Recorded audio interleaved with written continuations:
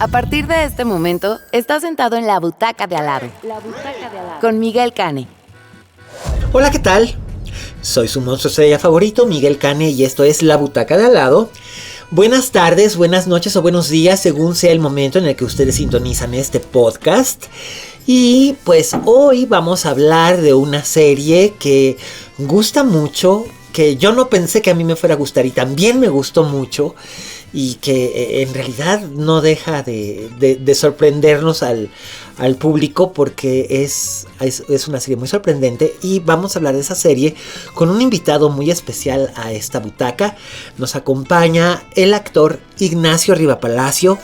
Muchas Nacho, gracias. qué gusto tenerte con nosotros. Nacho es muy conocido principalmente por su trabajo en la pantalla chica, pero también es un espléndido actor de teatro. Y bueno, en realidad es un espléndido actor en donde se pare. Es excelente. Así que prepárense, porque nos la vamos a pasar muy bien hoy en la butaca del lado, hablando de Ted Lasso. ¿Qué tal? ¿Cómo llegaste tú de espectador a Ted Lasso y por qué elegiste Ted Lasso cuando te sugerí que habláramos de lo que tú quisieras aquí en el podcast? Pues llegué tarde a Ted Lasso. O sea, yo la acabo de empezar a ver hace mes y medio, cuando la serie ya tiene 3 temporadas y ya va por una cuarta. Que ahora, primero habían dicho que se iba a quedar nada más en esas 3 y ahora ya dijeron que sí iba a haber una cuarta. ¡Qué chido! Y a mí, mira, yo me tardo años en ver series. O sea, como que me doy mi tiempo, me veo un capítulo a la semana, 2, pero no soy de sentarme un día a echarme 3, 4 capítulos, un maratón, para nada. Yo como que las voy de uno por uno, diseccionando, lo asimilo, después veo, o sea, como que... Y veo al mismo tiempo varias, pero con Ted Lasso me pasó diferente. Fue como de, oye, a ver, ni me gusta el fútbol, no tengo ni idea de qué va, o sea... Me pasó lo mismo. ¿Qué es esto del fútbol? No me importa. No, de hecho a mí me caía mal Jason Sudeikis. Me caía mal de su época de Saturday Night Live. De Saturday Night Live. Y en las películas en las que lo había visto y yo decía, who's this creep? ¿No? Payaso. Sí, no, o sea, ¿qué onda con no? Me caía gordo. Y no solo me caía gordo como intérprete, sino que él como persona, así como que dice, ay, qué vibra tan pesada de este cuate, ¿no? Pero, como tú dices, ¿no? O sea, sí. Algo me pasó con Ted Lasso. Me pasó así, lo empecé a ver un día... Y dije, a ver, porque estaba ahí en Apple TV. Aparte, yo no tengo Apple TV. O sea, yo no tenía la suscripción a la plataforma. Y entonces un día dije, ay, no, es que ya tienen muchas cosas buenas. Ya me hartó Netflix, ya me hartó el otro, ya me hartó este. Vamos a contratar nada más por los 7 días gratis, ¿no? Ajá, a ver qué hay. Ajá. Y dije, a ver, lo primero que me salió fue Ted Lasso. Dije, a ver, ya, date una oportunidad, vamos a ver de qué va, Yo ya tenía este look del bigotito nada más, que nunca había tenido bigotito, y de pronto dije, bueno, me voy a dejar para la obra de teatro, para la novela, me dejé el bigote, y de pronto veo este tipo, igual, ¿no? Ajá, y dije... Sí, yo hasta eso te iba a decir, fíjate, tan fan que hasta el look adoptó, ¿no? Pero fue coincidental. Fue coincidencia, lo vi en pantalla, me identifiqué, dije, a ver, vamos a ver este güey. Vale, vamos. Y no la solté. Ándele. ¿Y por qué no la solté? Porque vi el primer capítulo y dije, no puede ser que me haya gustado tanto. ¿Verdad? ¿Por qué me divertí tanto? ¿Por qué este humor me gustó tanto? ¿Que es inglesa? ¿Son escritores ingleses? ¿Son qué? ¡No! Y empecé a ver quiénes eran los escritores. Y dije, por supuesto, son ellos mismos. Es él escribe también con ellos. Equipo, sí. Y es el actor que hace Roy Kent. Exacto. Entonces es la mezcla perfecta del humor británico con el humor americano. Totalmente. De Sudeikis. Pero a mí además lo que me sorprendió mucho es la bonomía, el optimismo, la buena onda de esta serie, sobre todo cuando estamos acostumbrados en estos tiempos que vivimos a que el humor es negro como la tinta china. O sea, sí hay humor, pero es pesado. O es un humor muy negro, muy pesado, o es un humor demasiado frívolo. Y no hay como que un punto medio. Exacto. Y te digo, además, a mí me caía gordo Jason Sudeikis. Sí, pero el tipo de comedia que hacía, ¿no? Que era súper burda. Súper burda y chistes de baños y de... Ni un solo chiste de caca, culo, pedo, pis en Ted Lasso. ¿Cómo? O sea, ¿en quién están pensando para hacer esto? Después supe que Ted Lasso es un personaje que originalmente habían creado para una serie de sketches. Ajá. Precisamente para transmisiones deportivas, me parece. Exacto. No estoy muy seguro. Pero después decidieron que como funcionaba bien y como le caía bien el personaje a Sudeikis y tenía este deal con Apple Plus, Ajá. crearon la serie. Y decidieron darle además un formato muy a la inglesa. Sí. O sea, una serie cada año de 40 minutos. De 40 minutos, 10 capítulos. Exacto, sí. Y eso era todo. Y la historia es un poco pez fuera del agua, que es muy tradicional, ¿no? Pero lo que me sorprendió es lo bien que me funcionó. No me resultó indigesta, ni me cayó mal él, ni... No, nadie. Nada. Y aparte, lo que me gusta de esta serie, me parece, además del humor que tiene, es cómo es la vida de este cuate en un país extranjero y cómo se defiende, y al final empiezan a salir sus demonios, empiezas a entenderlo un poco más, te empiezas a encariñar más con el personaje. En fin, y de pronto sacaron ya a este villano que Nate empieza a perder la cabeza y el piso y todo. Y cómo... Que me sorprendió muchísimo porque... Todo. O sea, el arco de Nate fue así como... Sí, de la nada. Pero él también es escritor. Claro. O sea, él dijo, oigan, ¿saben qué? Siento que a esta serie le hace falta esa dosis de maldad, ese villano, ese que pone un obstáculo, ese contrapunto. Hace falta eso, no puede ser todo bueno y estamos como en intensamente como la muñequita esta amarilla que está todo el tiempo feliz. Ajá. Y es de, no, a ver, algo debe haber aquí de oscuridad. Y eso también se me hace bellísimo. Y además sus resentimientos son perfectamente justificados y se van justificando desde el primer capítulo. Es más, puedes decir que Ted Lasso en la primera temporada y la primera mitad de la segunda temporada es como Frankenstein en un cierto sentido, es como el Dr. Frankenstein. Él solito está creando, no solamente está creando un gran equipo, está creando también al que va a ser su némesis, sin proponérselo, pero lo está creando. Completamente. Y al final... Todavía no la acabo de ver, voy en la tercera, todavía no me lo spoileen. Todavía no te spoileo nada. No me nada. spoileen el final, pero a mí este giro que dan los actores que salen de Saturday Night Live, los que sí se atreven a salir de Saturday Night Live y quitarse como esa vestidura de, bueno, ya no solamente hago comedia, sino también puedo hacer otras muchas cosas en otros formatos, a mí se me hace maravilloso. O sea, lo que pasó, por ejemplo, con este actor que se me está olvidando el nombre. Bueno, que hizo Barry, la serie de Barry. Sí, por supuesto. A mí, él también se me hace otro súper actor. ¿Y qué es lo que le quiero copiar a ellos dos? Porque es un trayecto de vida que han seguido ellos, que ha sido salir de lo que ellos ya tienen muy entendido y lo que los catapultó a la fama, salirse de eso y empezar a ser showrunners. Y empezar a gestionarse y autogestionarse el trabajo. Y eso es lo que me maravilla de Ted Lasso. Que el actor que hace justo a Roy Kent es un actor que hace comedia ya en Inglaterra y todo, pero también dijo, ya, hay que hacer otro tipo de cosas. Y lo levantan. Y ese modelo me parece que no lo tenemos tan entendido en México. Me parece que falta mucho showrunner que pueda levantar, o sea, que tú como actor que ya tienes cierta trayectoria, cierto peso, cierta popularidad y demás, puedas tener esa voz y voto de levantar la mano y decir, quiero hacer una serie que hable de esto. Quiero levantar, autogestionarme un proyecto propio, porque esto es lo que me mueve. Como hemos hecho en teatro, o sea, ahorita que levanté Los Perros y todo, ha sido como una necesidad de mi ser, de decir, oye, quiero hablar de esto. No quiero esperar con la manita el casting y estar así como, ay, ¿cuándo me toca hacer un personaje que me guste? Que te... No, generalmente no sucede. O sea, sí llega el casting, lo haces y haces una serie y demás. Pero ¿qué pasa cuando quieres hablar de algo? Y eso es lo que hacen estos señores y estas mujeres, grandes actrices que han levantado la mano, salir de Saturday Night Live y decir, ok, ya, Ya soy famosa, ya soy poderosa, ya todo. Ahora quiero hablar de esto. Y eso es lo que me maravilla de Ted Lasso. La autogestión que se juntaron estos grandes actores de comedia y crearon Ted Lasso. A mí me parece maravilloso. Además crearon un universo que estamos mal acostumbrados, lo que te decía hace rato, a que vemos el sitcom Ajá. como una sola cosa. Ajá. Vemos el sitcom como una sola cosa, es como una comedia. Uh-huh. Y es únicamente, tiene que ser una comedia situacional. Ajá.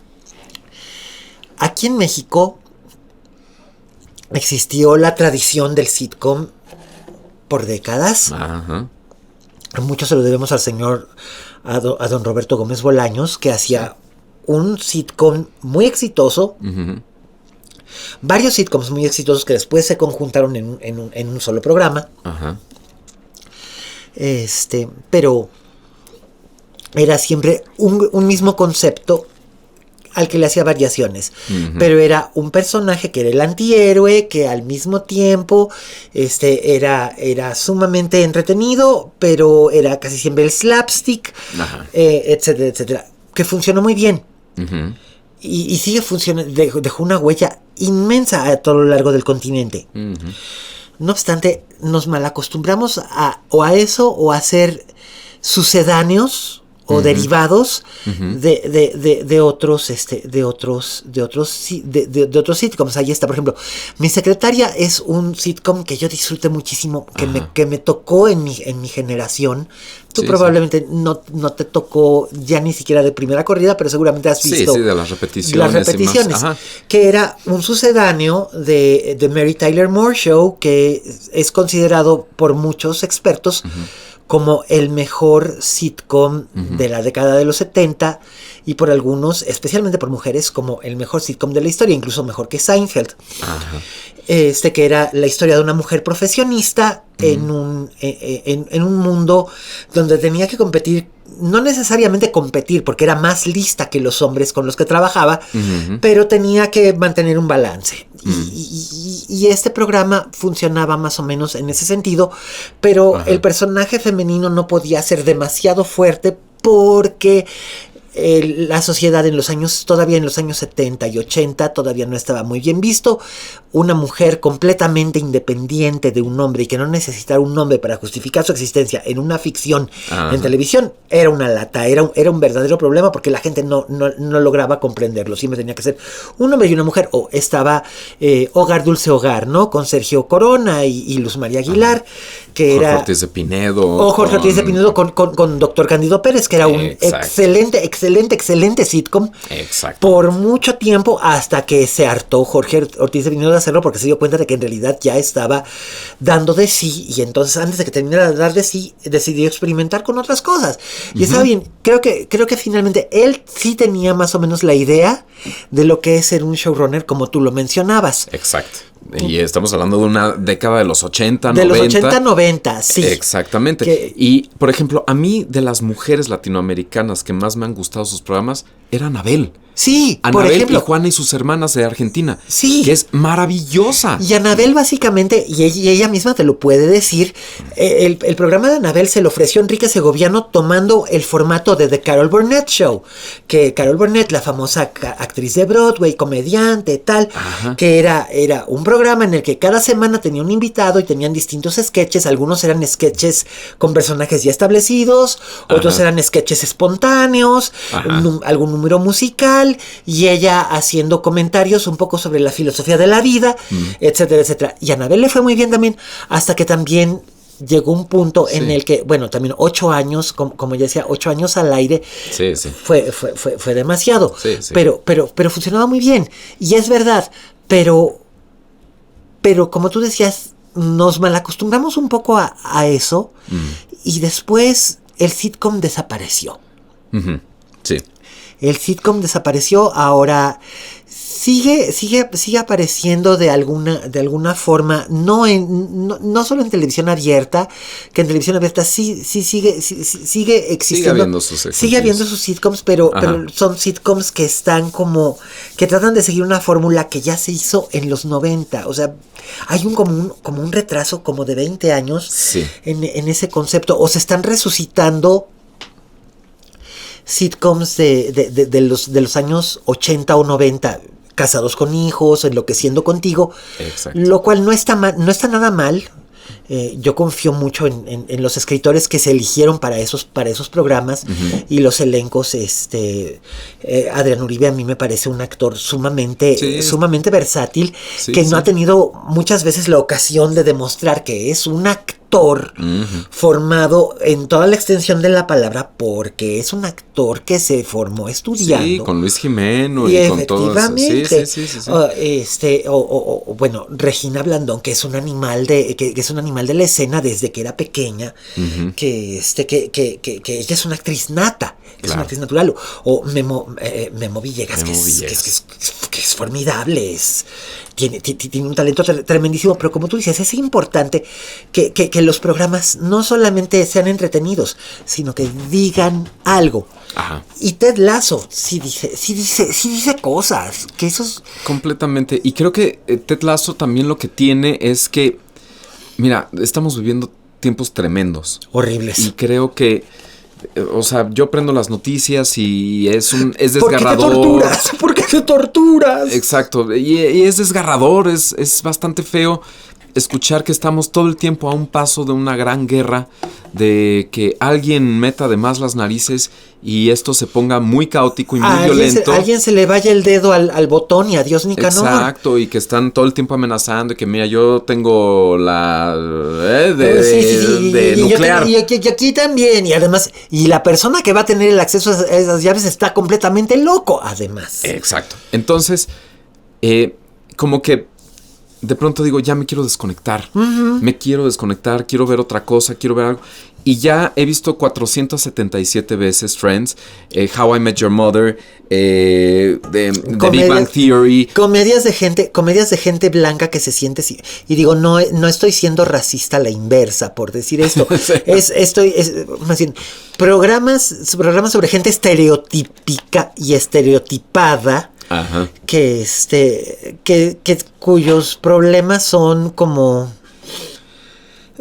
muy estereotipados y muy limitados, ¿no? Sí. Y aparte de que a mí Friends nunca me hizo mayor gracia, ni siquiera en su primera corrida, por su larga carga. Fíjate que no era tanto porque todos fueran blancos o porque vivieran esta vida completamente irreal en Nueva York, viviendo en esa clase de departamentos sin tener trabajos fijos, ¿no?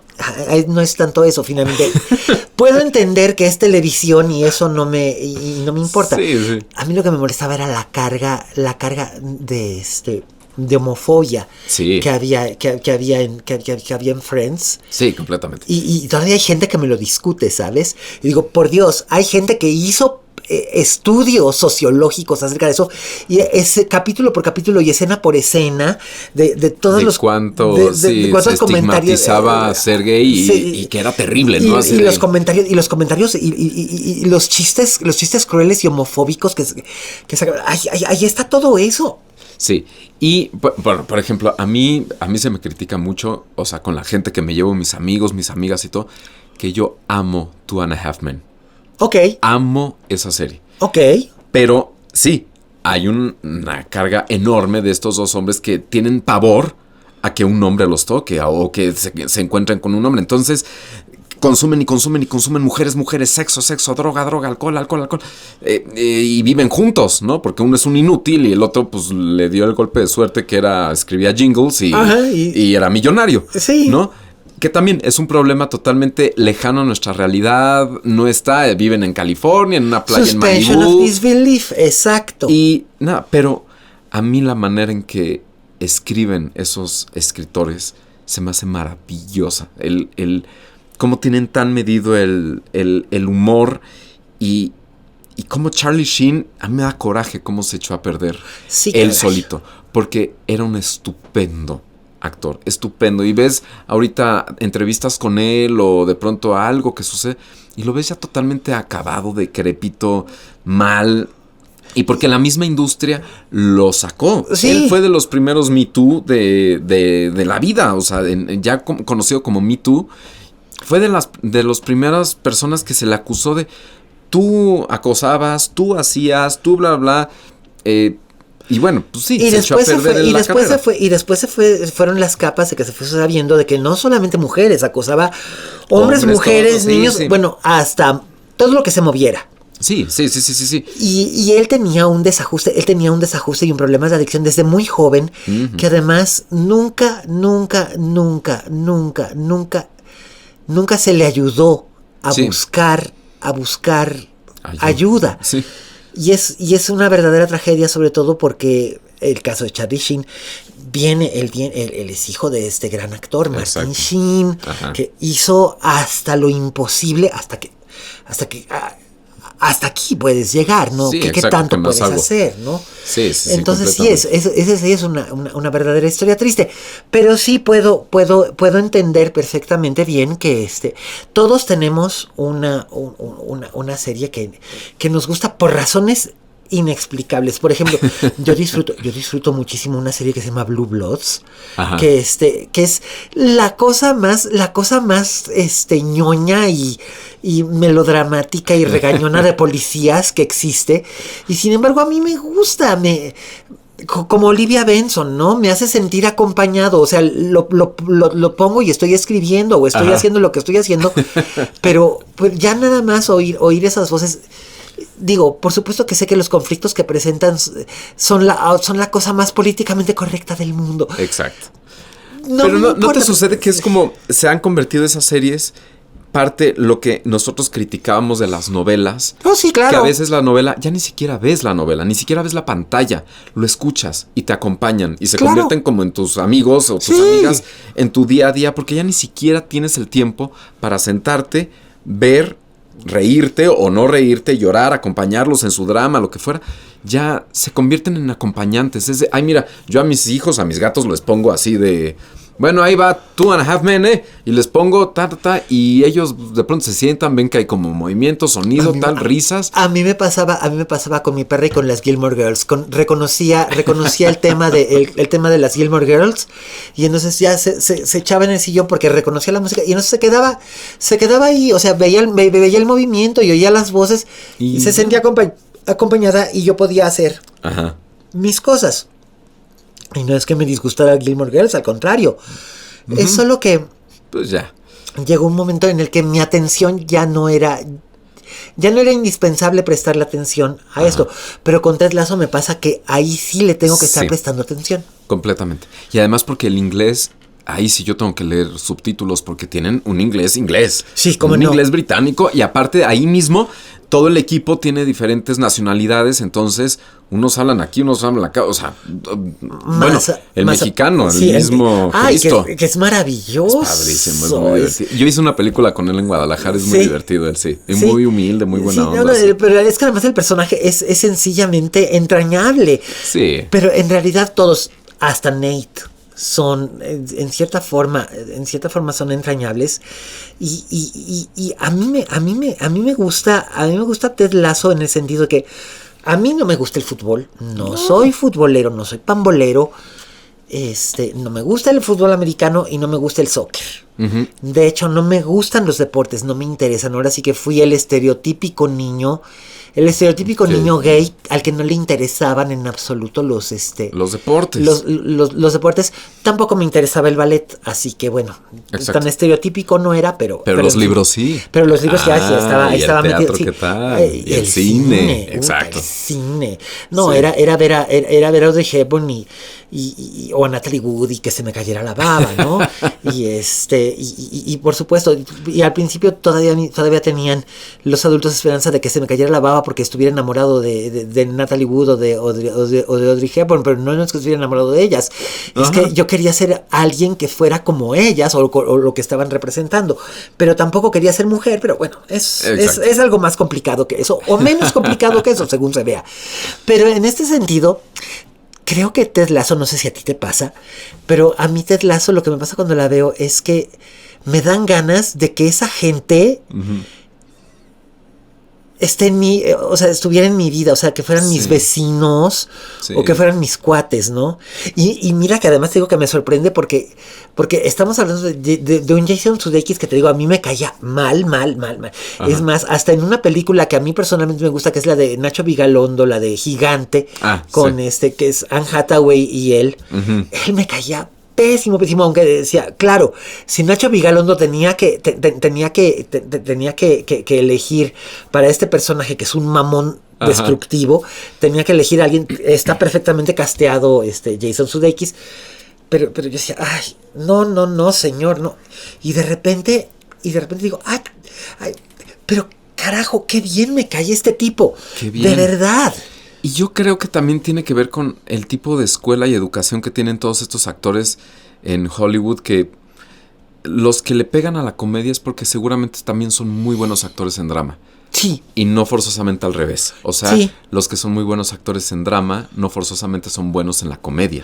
Cuesta más hacer ese brinco. Tienes el caso de Cate Blanchett. Las veces que Cate Blanchett ha querido hacer comedia, no le sale, no le acaba de cuajar. Es pesada como un elefante. Yo suelo decir pesada como collar de papayas. ¿En ¿Dónde estás, Bernadette? ¿Te acuerdas? Sí. Que era una comedia de Richard Linklater que tenía todo para... Y se nota que le echó todas las ganas del mundo. Pero el guión no era bueno. El personaje de la hija era terriblemente odioso. Sí. Y era como, yo me acuerdo decir, ay, tanto drama por una niña tan sin embargo. Que me pasó lo mismo que con Marriage Story, ¿no? Ay, tanto drama de Scarlett Johansson y el Adam Driver por un escuincle tan sin embargo. Pero no, a lo que voy es que no todos pueden. Es cierto, tienes toda la razón. Sí, pero generalmente el que hace bien comedia, cuando da el brinco al drama, sucede. Sí, cómo no. Porque la comedia se toma muy en serio. Sí. Y es hasta más compleja en cuanto a... Tiene una métrica muy, muy detallada y el drama no. El drama tiene también lo suyo, por supuesto, y tiene otros niveles de meterte hacia adentro y volverte loco y atreverte y ser valiente y demás. Pero la comedia tiene otra manera de sonar y tiene otra manera de burlarte de ti mismo, pero ya al momento en que te puedes burlar de ti mismo, desde que agarras un buen clown, desde que agarras esta parte de la vida en que ya es terrible la vida, pero pues ya riámonos de ella de una manera bonita. Claro. Eso es lo que sucede con la buena comedia y es lo que sucede en Ted Lasso. ¿Tú viste Ordinary People, la película que dirigió Robert Redford con Donald Sutherland y precisamente Mary Tyler Moore? Sí. Ese es un ejemplo de lo que dices. Por ejemplo, Donald Sutherland era un... Sí. 24. Donald Sutherland, el papá de Kiefer, Donald Sutherland era de esos actores que... Uno de mi top 5 de actores, históricamente hablando, que como yo decía, bueno, voy a tener que... Cuando muera Michael Caine voy a tener que buscarme un nuevo top 5 de actores históricos, porque pues eran Marcello Mastroianni, Toshiro Mifune, Alan Bates, Donald Sutherland y Michael Caine, y pues ya nada más me queda Michael Caine. Entonces pues ya es momento de rellenar los otros cuatro. De cambiarlo, ¿no? Pero pero a lo que voy es Donald Sutherland era un espléndido actor serio de drama. Y podía hacer unos personajes realmente temibles, te metía miedo. Y también era un espléndido comediante. Hay que ver, por ejemplo, Animal House, el que sale ahí unas cuantas escenas como maestro universitario pachequísimo y glorioso, ¿no? Y Mary Tyler Moore, que era la reina del sitcom y America's Sweetheart, ¿no? Todo el mundo la quería. Y aquí en esta película, en Ordinary People, ella hace el papel de una madre que es incapaz de perdonarle a su hijo menor que haya sobrevivido un accidente en el que murió su hermano mayor, que era ahora sí que el primogénito, y ella automáticamente pierde la capacidad de amar a su hijo y intenta, de verdad lo intenta, pero no puede, es más duro, es este rencor, este resentimiento que cualquier otro sentimiento amoroso, y entonces acaba siendo una cosa realmente complicada, complicada y oscura, pero ahí ves dos actores con gran experiencia en lo que tú dices, ¿no? De poderse reír de sí mismos y poderse reír de la tragedia del mundo. Y vaya que los dos pasaron por tragedias tremendas, para poder hacer algo tangible. Porque si se fueran directo al straight drama, así nada más, sin tener este bagaje, probablemente el resultado hubiera sido mucho más difícil. O sea, yo no me puedo imaginar, por ejemplo, no sé, a alguien que no fuera ahora Donald Sutherland o Mary Tyler Moore haciendo esa película, porque serían actores que no tendrían como que ese matiz. No lo sé. No lo sé. Yo creo que lo delicioso de la comedia, y es a lo que muchos le tienen miedo, es porque creemos que la comedia es la hora pico, ¿no? Ajá. O que es como el Desde Gallola, o es ese tipo de programa. Sí. Y me parece que hay una comedia deliciosa también allá afuera y un gran bagaje de la comedia e incluso del cabaret, que es como es desnudarte, saberte burlar de ti mismo y poderlo proyectar y hacerlo con gozo.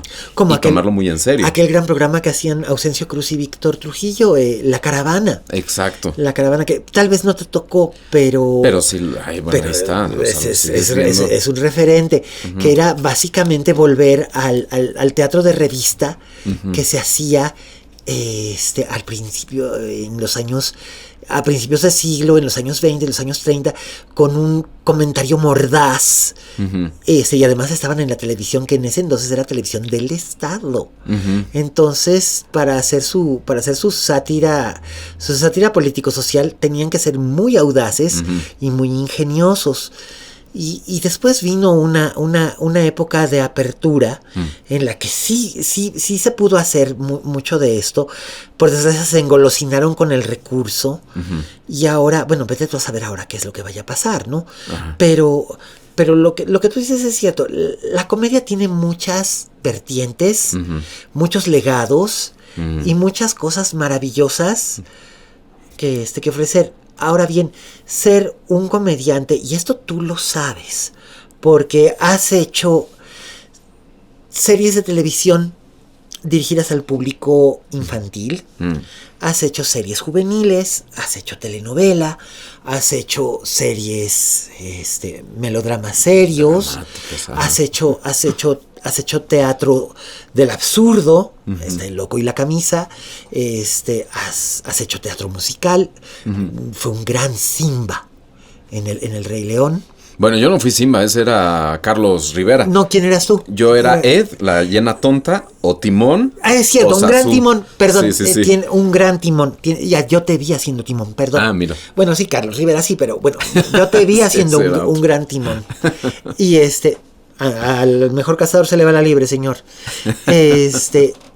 Y incluso hacer tragicomedia como estás haciendo ahorita en Los Perros, ¿no? Que entonces existe como que una gran variedad de matices y de tonos. Y Ted Lasso finalmente es algo que creo que es muy nutritivo para los espectadores. En este caso, los espectadores como yo, que no nos dedicamos a la interpretación, pero creo que tiene un extra especial para quienes se dedican al arte creativo, ¿no?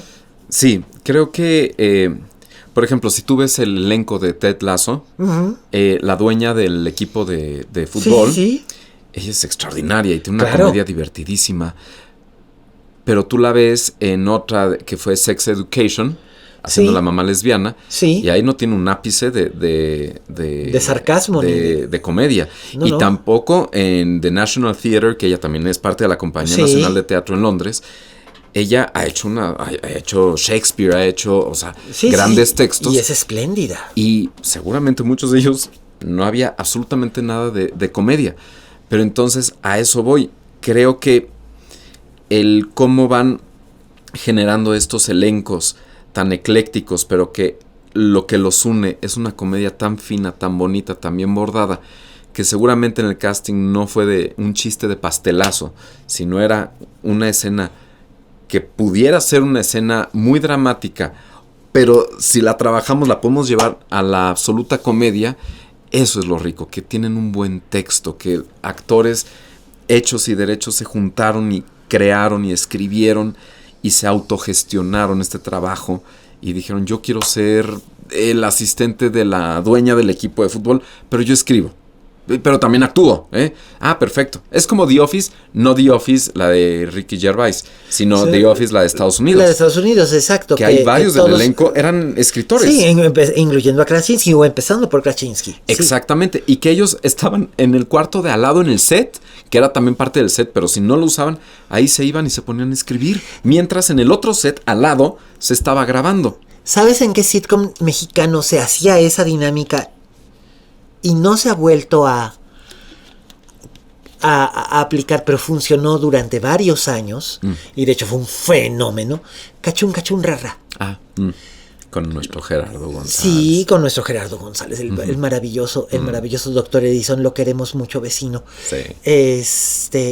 Gerardo, Lupita Sandoval, Rodolfo Rodríguez, ellos escribían.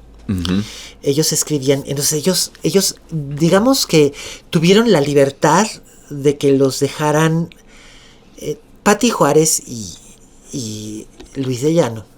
Les dieron la libertad de crear el universo donde se desarrollaban estos personajes, no solamente en la prepa, sino en la colonia en la que vivían, ¿no? Entonces, digamos que tuvieron la oportunidad de crear una continuidad, un universo en el que todo estaba conectado, los personajes tenían una historia.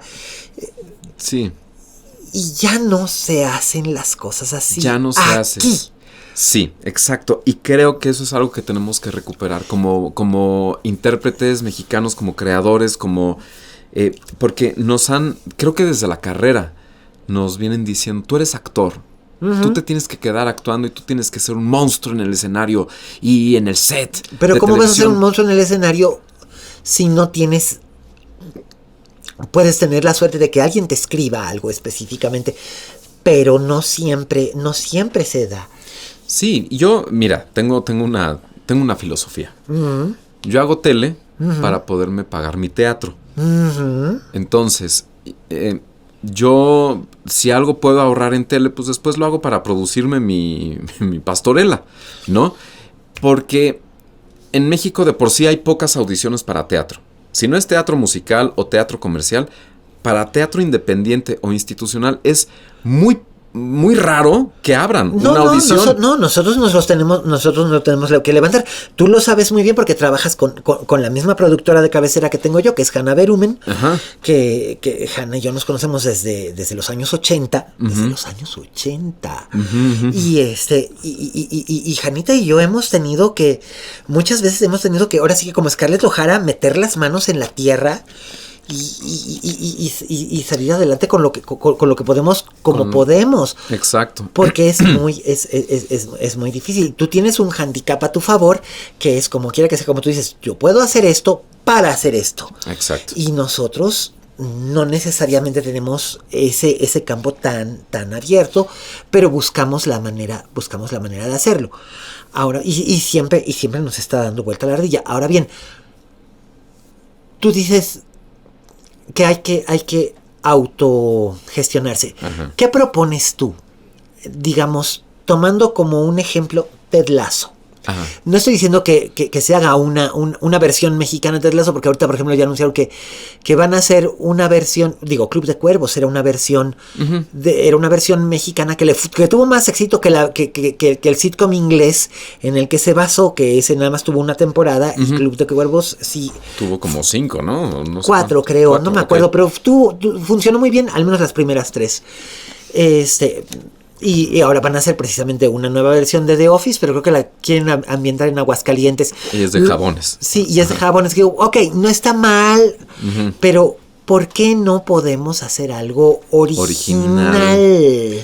Sí, me parece, mira, me voy a atrever aquí a decir algo que no sé si estoy en lo correcto o no, Tú pero suéltate, aquí no hay censura. aquí no se juzga. Por Dios. Creo que el simple hecho de que solamente haya una escuela que prepare showrunners en México, se me hace un error. Esa carrera tendría que estar abierta en otras escuelas. Tendría que haber más gente capacitada para enseñar a la gente a ser showrunner y a poder ayudarnos a autogestionarnos y a levantar una carpeta desde la escuela. ¿Por qué en las escuelas de actuación solamente te enseñan a actuar y ya? ¿Por qué no te enseñan a producir? ¿Por qué no te enseñan a escribir? ¿Por qué no te enseñan a dirigir? ¿Por qué no? ¿Por qué? ¿Solamente somos actores y ya? ¿Por qué?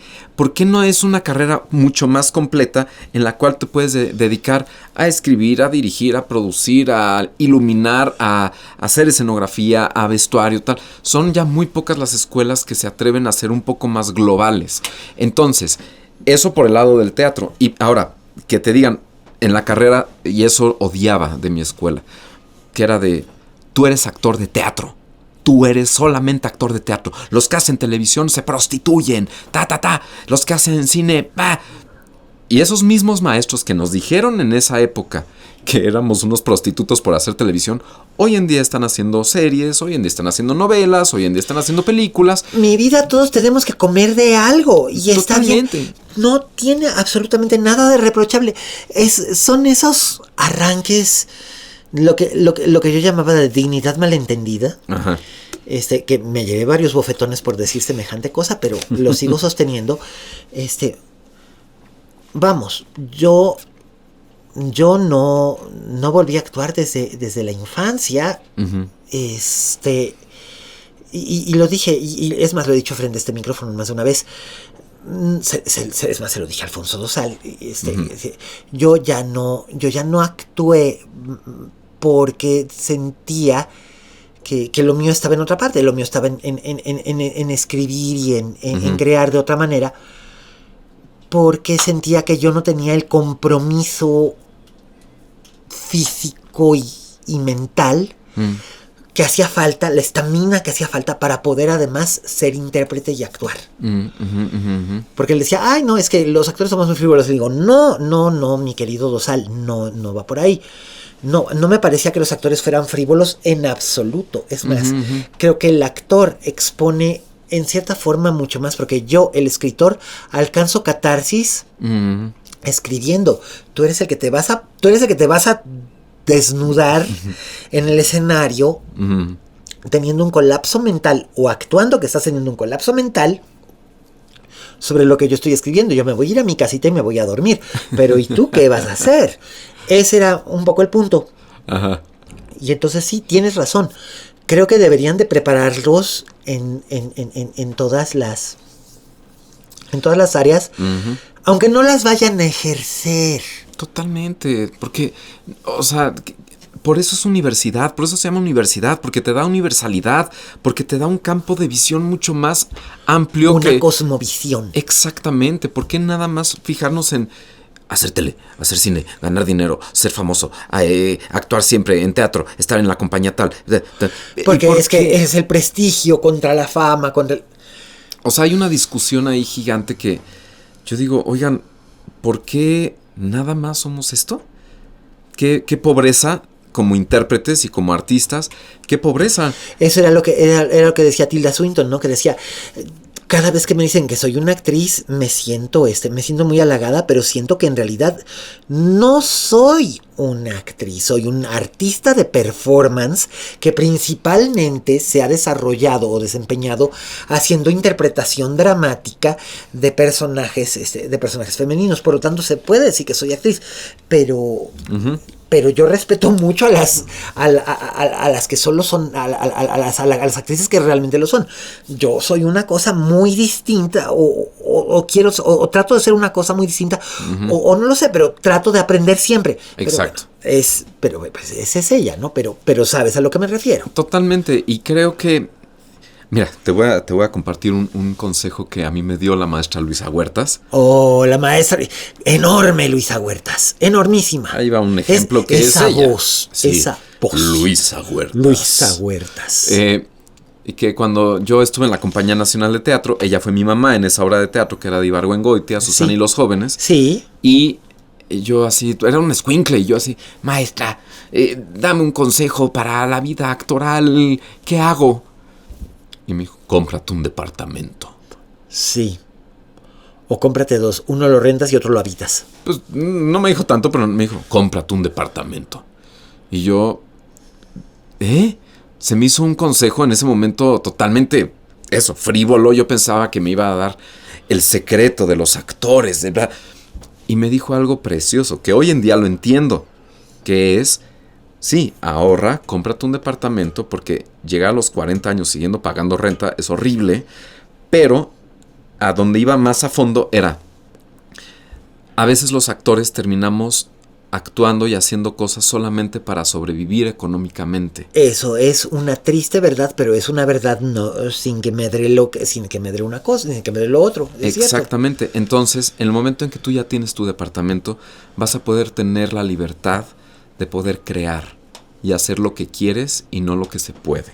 Uh-huh. Y entonces, hoy por hoy lo entiendo. Hoy porque me estoy comprando un departamento después de 40 años de decir, ay güey, he hecho comerciales, he sido edecán, he sido modelo de Suburbia, hago doblaje que te pagan re mal, hago muchas cosas ahorita para poder sobrevivir y poder pagarme ese nido que me va a permitir en algún momento poder seguir creando lo que yo quiero decir y de lo que quiero hablar. Que eso es, en el fondo, el consejo que me estaba dando la maestra Luisa Huertas. Así es. Que es maravilloso. Entonces, eso creo que hacen estos señores sí. de Tetlazo. Ellos tienen otra realidad, ellos seguramente económicamente están en otro punto, sí. tal.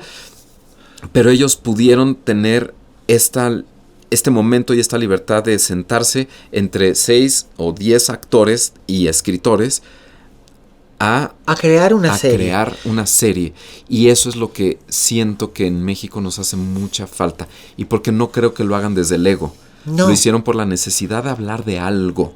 Y decir algo. Exacto. Y algo que une a todo el mundo, que es el deporte.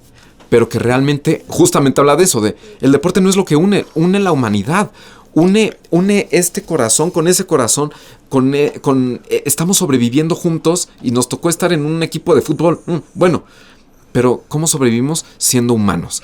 Y eso es maravilloso. Y sobre todo, sin chingarte al prójimo, de una manera optimista, que no es ñoña, que no es, únete a los optimistas, cierra los ojos a este pendejo. No, es, ok, este es el mundo en el que estamos, es un mundo muy jodido, pero vamos a hacer lo más... Perdón. ¿Benevolentes? No. Vamos a ser lo más coherentes posible para que el mundo no lo vamos a poder cambiar. El mundo, la cosmovisión del mundo. Pero al menos el microcosmos en el que vivimos lo podemos hacer más vivible, más amable. Exacto. Que yo creo que ese es el punto. No el mensaje, porque detesto cuando la gente dice, es que es una película con mensaje. Con mensaje. Todo tiene mensaje. Pero lo que tú escribes tiene mensaje. Jamás.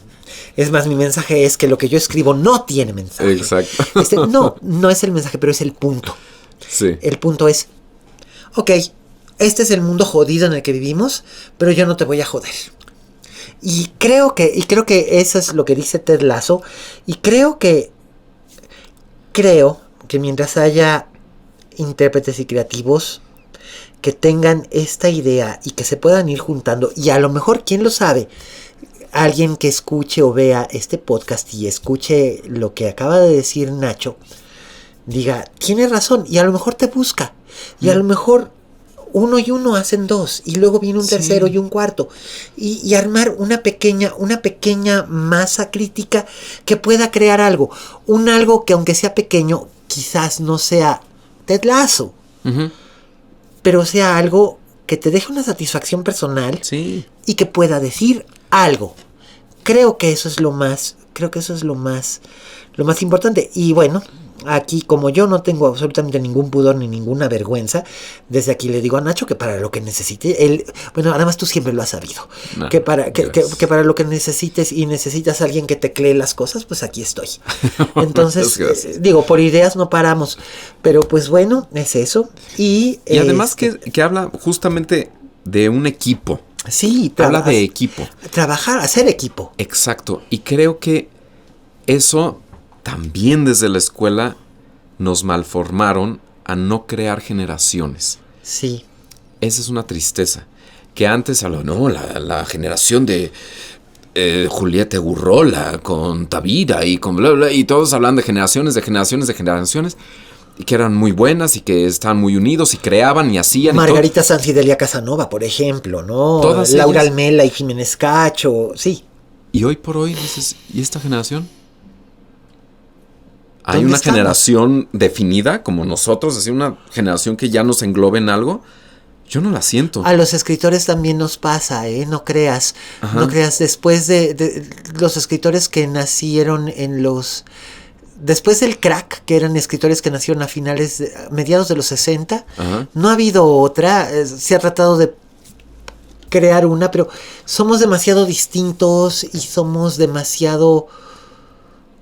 Y digo somos, porque finalmente pertenezco a una generación a la que pertenecen escritores como Alberto Chimal, como Antonio Ortuño, como Raquel Castro, como tantísimos otros, que nos hemos como desperdigado y no acabamos de confiar los unos en los otros para tener una cohesión, Ajá. que es un poco lo que tú señalas. O una identidad. O una identidad. ¿Y por qué no? ¿Por qué no hicimos eso? ¿O por qué no estamos haciendo eso? Oigan, tenemos fuerza, tenemos todavía energía, tenemos cosas de qué hablar. Evidentemente tenemos unas necesidades impetuosas, por eso somos actores y creativos y me choca la palabra artistas, pero bueno, pues somos artistas. No, pues, pero es la verdad, porque artistas de hacer arte. Sí.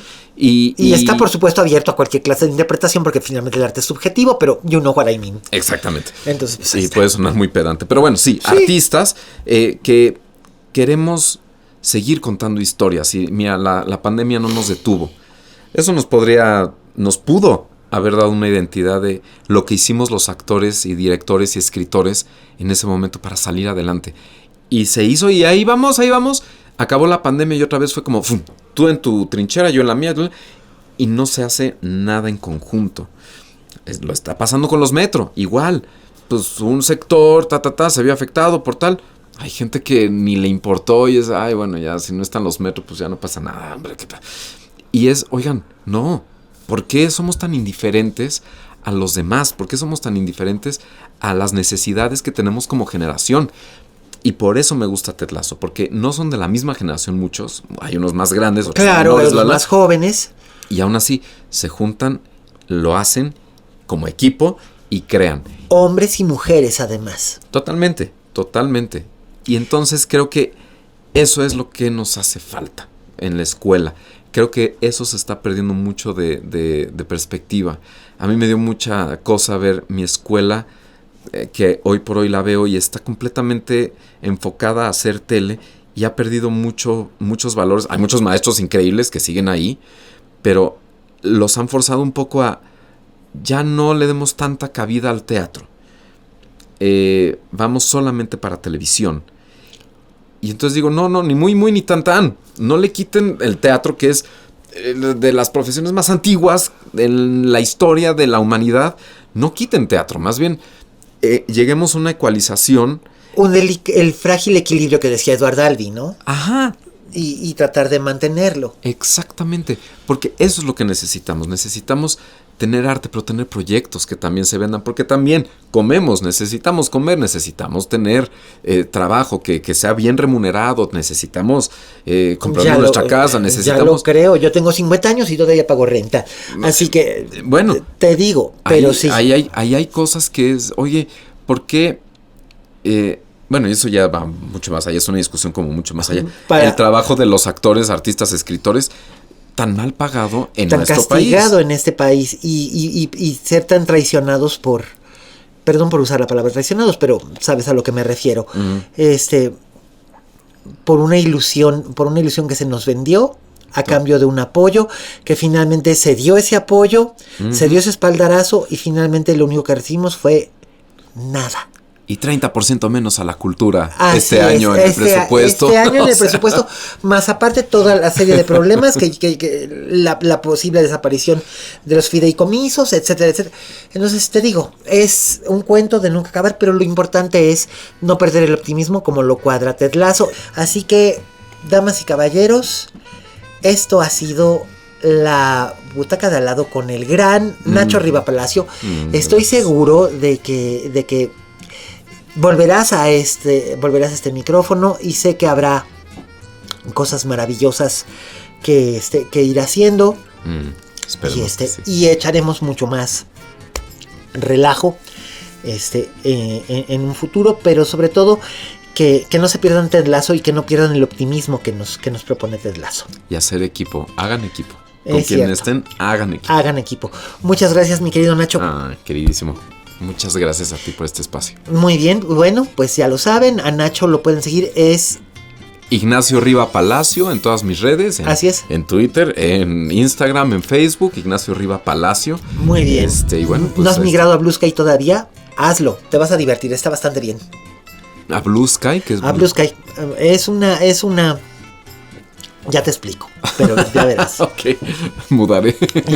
Y bueno, pues ya lo saben, queridos escuchas. Como dijo la Betty Davis, si en este negocio no tienes fama de monstruo, no eres una estrella. Hasta la próxima.